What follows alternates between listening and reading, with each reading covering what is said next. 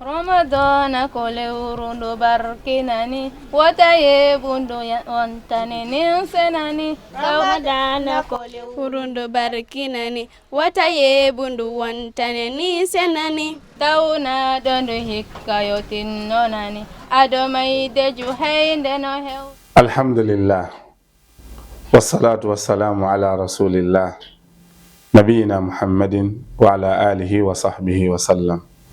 Assalamu alaikum wa rahmatullahi wa barakatuhu. Musidɓe julɓe tedduɓe wonɓe ndarude Fulɓe TV, mi salmini on salminago islam. Miɗo wi'a on ko bismillah mon e oɗo programme aranayɗo on e nduɗo lewru korka. Haray ariɗo kadi hande e haajango Allah e yurmede makko musidɗo mon Muhammad Salih ibn Mahmoud Ba. Haray ha joni hiɗen kontina ka toɓɓe fi kaɗo korka. Haray hande hiɗen fuɗɗo ka hikmatu mashru'iyati siyam ko taki korka farla ko honnum e sekere woni e korka. Ene Allah ko yiɗi ko yen weele ɗonɗe ɗen ñalliren tampen tun ko ɗum ɗon tun Allah fandi e kaɗo korka o we mal hikma. Awalan annahu yuhaqqiqu taqwallah fil istijabati li amri wal inqiyadu li sharri. Hikma arano korka gongina nay neɗɗo on kulol Allahu tabaraka wa taala. En yewti ɗum e programme ji men feƴƴude. A wonay jaɓowo yamirore Allah ɗo wiroɗa yam Allah wima ta ñaamu a ñamata, Allah wima ta yaru a yarata, ñalorma sumaye wata ndaru ko harmi a ndarata, ta waɗu ko harmi a waɗata. Idan ɗum ɗo gonginay e ma ko wiyete kon kulol Allah la'allakum tattaqun. Ɗimmum ɗum yu'awwidu nafsa ala sabr wa yuqawwi al-irada fi at-taghallubi ala shahawat. Haray kaɗo korka wowtinay neɗɗo on ko wiyete muñal. Neɗɗo mo muñani wata horde de ko waɗi noon hiɗa weela, hiɗa ɗonɗa, e hino ñamete on, e hino jaranɗa pellet hiɗa faala, ya wonɗon a yarali a ñamali, wallahi ko muñal. Idan korka wowtinay neɗɗo muñal. Dolna kadi e wawugol folugol tuyo mum on. Andi wonkikim hiki weela, hiki ɗonɗa, hiki faala fewndo ɗo kono wiyaki o we a memata ko ɗonɗaɗa o ko ɗonɗaɗa ɓay tum hiɗa haɗa ñamugol ñalorma suma yargol. Mi yarata mi ñamata waɗaki fayda haɓiɗa e makki ha wawaki ɗum ɗo. Sa ekkitike ɗum ɗo haysi sumaye lanni, si a wi o yama ɗum ɗo koko haɗa tawa wonkikin no faala, a piiriday e makki ha foolaki. Ko wana noon kadi no jeeya e hikmaji ɗin yaj'alu sa'im yash'uru bil fuqara'i wal masakin. Korka kan waɗay an wallahi heege no muusi, wallahi ɗonka hino muusi e jaka yo an o jogiiɗo an ko so'ata ɗum ɗo kaɗo ɗonka e ngeɗo heege ko so'ata ɗum ɗo ko lewru wotur. No woodi miskinaɓe Allahu tabaraka wa taala ɗiya lebbi 12 ado nduɗo ko ni ɓe woniri. Si ɓe hokkoraka ɓe kaccitotako, si ɓe hokkoraka ɓe soƴƴata, si ɓe hokkoraka ɓe hirtotako, si ɓe hokkoraka ɓe huntotako. Ɗum ɗo waɗay an neɗɗo horuɗon andita ɓeɗo wasuɓe nduɗo lewru korka, neldaɓe hokkoraɓe ko ɓe huntora. Si lewru korka non feƴƴi kadi yimɓe ɓen sikkay no jankajjatu wiya tan noon neldinirgol ñamete huntari koye sumaye tan. Wallahi wona sumaye tan, wona sumaye tan goɗɗo hato jini e ñamugol. Idan haray ɗum ɗo no jeeya e sekereji e hikmaji ko taki ha Allahu subhanahu wa ta'ala farli kaɗo korka e dow men. Haray aren e toɓɓere joɓere nden shurut wujubu siyam, shartiji waɗɗagol horugol. Sen wi'i korka koko waɗɗi, korka ko e hombo woni ko waɗɗi. Hande kadi heɗitoɗen ɗum ɗo moƴƴa. Sharti ara noon al islam, fala yajib as-sawmu ala al kafir. Korka kan ko waɗɗi ko natuɗo e islam, ko wonɗo julɗo ko wiɗo ashhadu an la ilaha illallah wa ashhadu anna muhammadan rasulullah. Korka waɗɗaki kefere. Sen ari ka arkanul islam mo yewtunoɗen e programme men feƴƴuɗo ara noon ɗum ko ashhadu an la ilaha illallah wa ashhadu anna muhammadan rasulullah wa iqami salat wa ita'i zakat. On tuma noon si aroya wa sawmi ramadan. idan sharti aranon ko be horo won tawa ko julɗo. Saniyan al aql, sharti ɗimmo on yo taw horo won ko jooma haqqil, fala yajibu alal majnun, korka waɗɗaki neɗɗo hangaɗo, neɗɗo feetuɗo korka waɗɗaki na non korka tum, dewe ɗen kam waɗɗaki neɗɗo feetuɗo. Salisan al bulugh, ɗum woni kellafuye. فلا يجب على الصغير ولكن يؤمر به الصبي إذا أطاقه ليتعود عليه. ko be o wona neɗɗo hellifaɗo kellafuye en aroye e mum inchallahu taala mandeji mum. ko waɗi noon ɗum ɗo no duwa andede, no wodi woɓɓe hellifeteɓe e nder nduɗo lewru korka, si ɓe hellifama honno wonta ñawore maɓɓe. idan debbo si o yii farilla, si o laaɓi e nder lewru suuma yendum, o yoɓata ko feƴƴi konde, kono balɗe hekkitiɗe ɗen ɗon na so faala o hoora, so faala ka o hoorata haray korka waɗɗike mo. si tawi woni kadi ko gorko ka o timmini duuɓi 15, woɓɓe no wi 17, kono buy e jooma gande no yaari 15 years, tentini fewndo ɗo en ari e jaman ka anndanɗaɗo ma pay koye toso koye hay 10 years, tawa yigi koye jogi haqqil, woɓɓe ɓen no ɓendi ɓuri hay mawɓe ɓen sa. hiɓe faami, hiɓe andi ka goɗɗo noon sendidiri ko boni e ko moƴƴi fof, ko ɗum wiyete e kellafuye. walla masalan yani o hoyditike, walla leeɓi leynoki e leeɓi laɓordi fuɗanimo, walla mani yalti e makko e ko nantata e sifa ɗiɗo. idan ɗum ɗo ko be kadi o wona hellifaɗo. sharti naya ɓon al qudra ala sawm, taw on tigi kay no wawi horude, ɗiɗa fof no wawi wonde, on taw on tigi wawata sabu nawnare. neɗɗo mo wawata horude korka waɗɗaki mo wona nawno. faman kana minkum maridan aw ala safarin fa iddatun min ayamin ukhar, mo laatiki e mon hino nawni walla himo e dow seteyagal, o wawani horude, o ñaami yo limu ñalade ɗe o ñaami ɗen, o yoɓoya ɗum e ñalade goɗɗe goo si lewru korka feƴƴi. Khamisan al iqama, sharti jawabon yo taw hara ko ñiiɓuɗo, ko waɗɗo stay, wona e dow seteyagal o woni. fala yajibu alal musafir, waɗɗaki neɗɗo setotoɗo horugol, korka waɗɗaki mo. so hori noon no selli, no aroya tawi woni tampintama hakkude ɗo e Dakar, hakkude ɗo e Conakry, tawa ko plane e machallah a tampata minute aji 45 minutes 45 minutes tawa hewtoyi, wiya mi hooray, ella ala sa hori no selli. kono noon sa taƴi hay tawi woni kaka plane no daganima, nam. idan ɗiɗo sharti yo wonu tawa on tigi ko julɗo, yo wonu tawa ko jooma haqqil, yo taw hara ko hellifaɗo, yo taw hara mo selli mo wawi horude, yo taw kadi hara honnum tawa himo ñiiɓi, o ala e seteyagal.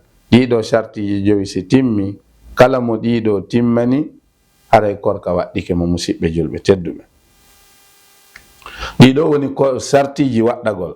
joni sadisan shurut sihhati siyam, aren joni ka shartiji sellinayɗi horugol.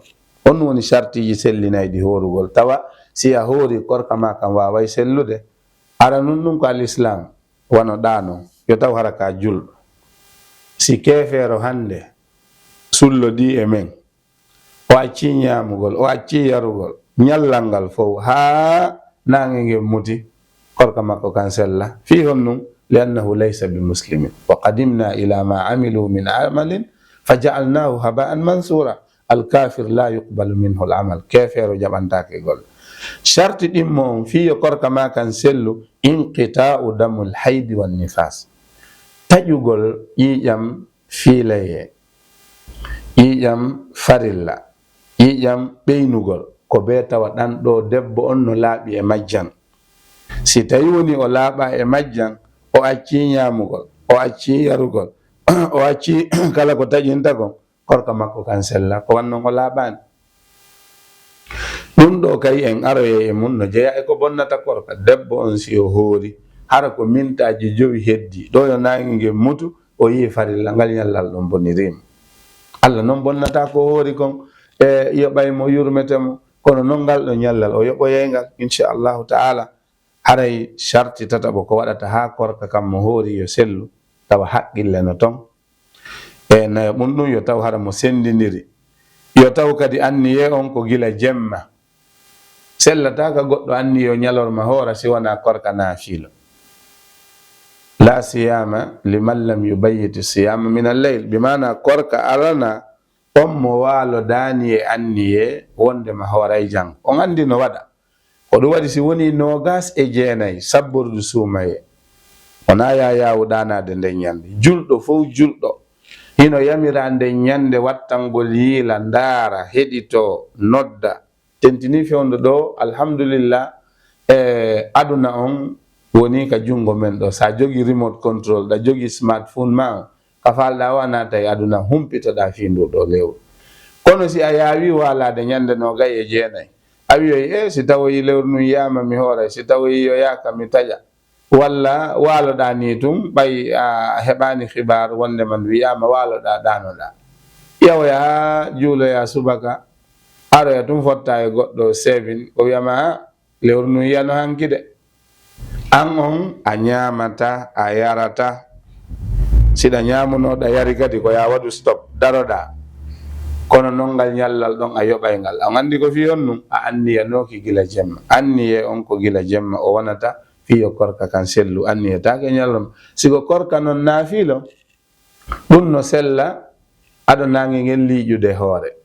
nelaɗo sallallahu alayhi wa sallam ɓe yaltayno ɓe yaha ha ñalla hella wono ka walluha walla yeeso ɗon seeɗa, ɓe wiya ene ñameteno ɗo, ɓe wiya he hande de nelaɗo goɗɗo ngalaɗo, wurere jippaki ɗo taw, wurere fatali ɗo, wurere sagginaka ɗo. ɓe wiya awa inni sa'im, awa min komi horuɗo. bimana honɗum fameton noon si ɓe ɓannanano ɓe ñamayno, kono ɓay ɓe tawi woni ala ɓe wi awa gila ɗon ɓe anni horugol ngol ɓe wawi kontinde. holli joma gande wi siko korka naafilo no sella bimbi ɗo, kono noon tawa kaccitaki de, tawa kaccitaki a ñamani haydara, ɗum ɗon no wawi départ ɗon wawa kontinde. haray musidɓe julɓe tedduɓe, aren toɓɓere jeɗɗaɓere nden mustahabbatu siyam, yiɗaɗi korka ɗin, sunnaji korka no jeeya mum assuhur, sullagol. woɓɓe noon on wolay tum ɓe inna minen sullagol ngol tampinay men. si tampinte wiyatake ko forcé ɓe sullaɗa, sullagol ngol na farilla, kono noon ko sunna, koye neediji korka, koye yiɗaɗi korka, no wondi e baraji kadi. honno nelaɗo maka hadis Anas ibn Malik, nelaɗo maki tasahharu fa inna fi suhuri baraka. nelaɗo maki sulle ko waɗi noon hino e sullagol ngol barki. ɗiɗaɓum noon ta'khiru suhur, nennugol sullagol ngol. woɓɓe ɓen on yiyay ɓe hiiray ha e 12 ɓen nawi mi yaru kafe noon mi waalo, a yari kafe a waali, kono ɗum na sullagol de. koya nennu sullagol ngol tawa fayda gaynugol ma sullagol ngol e feññinede nden ko hella wano 15 minutes wonta, 15 minutes walla 20 minutes. mi wolay tum wiyaka ɗon ko kak, mi ɗeɓɓay tum embere ka goɗɗo jangata ayeje 50 hakkunde gaynugol sullagol ngol e hakkunde feññingol darna juula subaka on. o embere wano ɗum ɗo nelaɗo sallah sallama accidirayno hakkunde accugol ɓe sullagol ngol e feññinanede fi subaka on. idan ɗum ɗo fof koko yiɗa e tajilul fitre, e yawnugol taƴugol ngol ida tahaqqaqa ghurubu shams, si a yananama pellet nange nge muti. on nanay woɓɓe enen fulɓe ɓen ɓeynayi futurogo niɓɓutuɗo o waye wona jemma horande, na jemma horede, musidɗo ko nange kangeɗo nange muti wo heɓuɗen yaqin pellet nange nge muti haray korka lanni ko an andi si taƴa e si taƴata. sunna on noon ko wi ko ya taƴu. nela sallallahu alaihi wasallam ɓe maaki la tazalu ummati bi khairin ma akharu suhur wa ajjalu lfitre, muttafaqun ala siyadi. nela maaki seerata mofte an ɗen hiɓe e moƴƴere ɗo e ɗo hiɓe nennude sullagol ngol, hiɓe yawnude taƴugol ngol. yawnugol ngol ɗon noon ko haray nangue mutigoy. kono noon hande téléji ɗin no woodi, radio ji ɗin no woodi, montor ji ɗin no woodi, ya internet on no woodi, kalendaji ɗin no woodi, ko hollirta korka kanko ɗo fuɗɗoto ko ɗo ka lannata. Supreme Islamic Council yaltinayi ɗin kalendaji ɗon sakitay juulirɗe ɗen ñande fo ñande. no jeeya ko yiɗa kadi al iksaru min al ibadat bi anwa'iha, hebbingol dewe ɗen e nduɗo lewru, jangol alquran, jantagol inde Allah, waɗugol qiyamul layl, naafugol ado juulugol farillaji ɗin e naafugol ɓaawo mum e ittugol sadaka e waɗugol ko moƴƴi e ɗum ɗo fof hino yiɗa e nduɗo lewru ko wana noon kay no jeeya e ko yiɗa kon e nduɗo lewru hifzul lisan an kasratil kalam wa kaffi amma yukra reena ɗengal ma ngal heewugol haala woɓɓe no wayi wa radio bonɗo hay sina ko boni wonɗa e wolude yaahi koko wonɗa e wolude ni waɗu ɗum ka alquran waɗu ɗum ka jantagol inde Allah subhanallah astaghfirullah astaghfirullah la ilaha illallah la hawla wala quwwata illa billah subhanallah walhamdulillah wala ilaha illallah allahu akbar la ilaha yaahi ina windanede moƴƴereji o beele tererere ko wonɗa wonde ɗo sa wowli toon ko boni ko bakkatu wonɗa heɓ amma zicrullahi bakkatu ala toon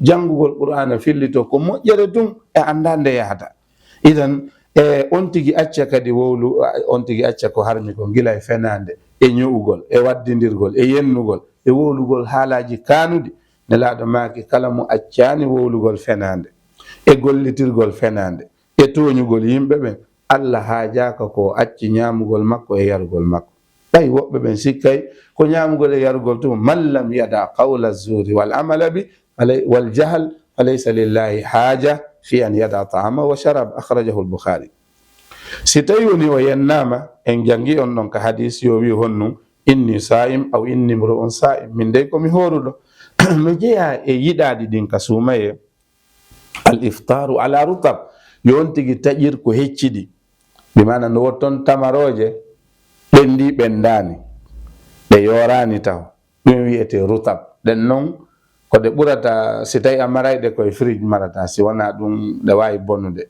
e kono ka leyɗe arab rutab iɗen andi ɗum no moƴƴi si tawi woni o heɓal ɗum yo taƴir tamaro yorɗe fa in lam yajid fa ala ma in so heɓan ɗum yo taƴir ndiyam ɗan noon yo reenu ndiyam ɓuuɓuɗan jogiiɓe ka cellal ɓen on andi neɗɗo sino hoori teteki ɗin ɗi aray ɗi notodira ni joni tamaro on ino moƴƴi ndiyam wulɗan seeɗa walla hay si ɗan wula tawa na ndiyam ɓunnuɗan ɗum wawata e sennidirde teteki ɗi ndiyam ɓuuɓuɗan ɗan moƴƴani ɗo woodi woɓɓe go yaray ɓe ndiyam ɓuuɓuɗan tum ɓe yana ɗon ɓe naɓire kisanka labtani haray ko yontigi reeno jeɗɗa ɓum nun ko ɗon wonɗen e darade hande e oɗo programme addu'a'u inda al iftar fa inna lis-sa'im inda fitrihi da'watun la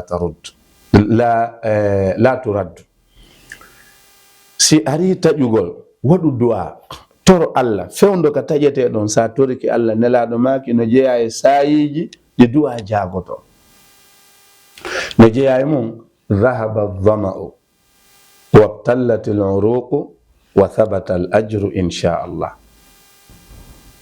sa taƴi wiya ha ɗon ka kan yahi ɗaɗi yorunoɗi ɗin gila ñalorma ɗi ɓuuɓi yo Allah tabintin joddi korka kanka makko kanko Allahu tabaraka wa ta'ala yo Allah jaɓan en ko horuɗen kon newnana en ko heddi kon Allahumma laka sumna wa ala rizqika aftarna faghfir lana ma qaddamna wa ma akharna Allahumma laka sumna Allah ko sabu ma dey woni ko men hoori wa ala rizqika aftarna ko e dow arsike ko arsukuɗa men kon men taƴi faghfir lana yafana men ma qaddamna ko men ardine bakkatu wa ma akharna e ko men neni jaɓana men ko men hoori kon du'a na ɗum ɗon tun toro Allah so ndarude sa ka haramain Makka e Madina si huntari ndin ɓattike ɓe yaltini ka télé on tawa yimɓe no toro ko waktu ka du'a jaaboto e on andi setejo si toriki Allah jaabinayi neɗɗo horuɗo si toriki Allah jaabinayi neɗɗo toñaɗo so toriki Allah jaabinayi jinnaɓe ma foti koko moƴƴiɓe toranima foti koko boni Allah jaabinayi gol ɗum noon yo goɗɗo reeno kuddi ɗaɓɓen du'a e barki dogen kuddi e toranede ko boni mawɗo ma si huɗima nangay si o toranima kadi nang ko an noon andi joni ko no daɓɓata haray ɗiɗo du'awuji no jeeya e du'awuji ɗi Allah ruttata neɗɗo horuɗo sanga o taƴata so toriki Allah jaabinayi eyyi haray rewɓe ɓen kadi yoɓe hittin ka defugol huntariji hara ɓe gaynay law ɓe jooɗo kun waktu hun ɗo e kamɓe kadi ɓe wawa wadde oɗo du'a ɓe wawa heɓude ɗiɗo baraji sikke o ala kan rewɓe ɓen Allah yoɓay ɓe samnadi so nani sumaye on weeli nder e yaasi tawa e rewɓe ɓen hino tawa huntariji ɗin ko kamɓe sullaariji ɗin ko kamɓe, hiranden ko kamɓe, fof ko kamɓe ko ɓuuɓi kon e ko moƴƴi kon. Yo Allah yoɓɓe ko ɓuri moƴƴude jeddi. musidɗo mon Al-Ustad Mouhammad Salih Ba aranno on ɗo en jarni Jaja Kajjatu e ɓe woni e wallidirde ka Fulɓe TV e waɗoɓe sponsor ɓen. Haray on jarnama, on weltanama. Yo Allah jaɓan en ko horuɗen kon, newnana en ko heddi kon. Wa akhiru da'wana anil hamdulillahi rabbil alamin. Wassalamu alaikum wa rahmatullahi wa barakatuh.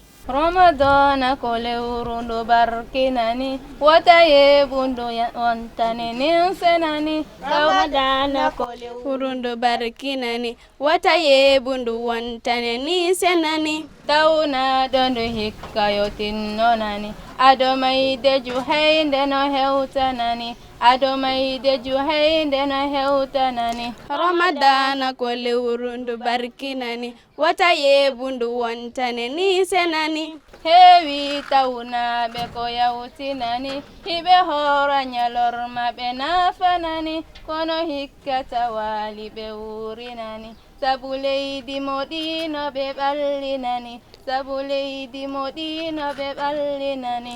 Ramadan ko lewrundo barkinani wataye bundu wontane ni senani. Allahu no manti o ɓurninani du lewru e dow ɗi leppinani ko e nder ndujo man fuɗɗinani jippinde Qur'ana hiwaɗonani jippinde Qur'ana hiwa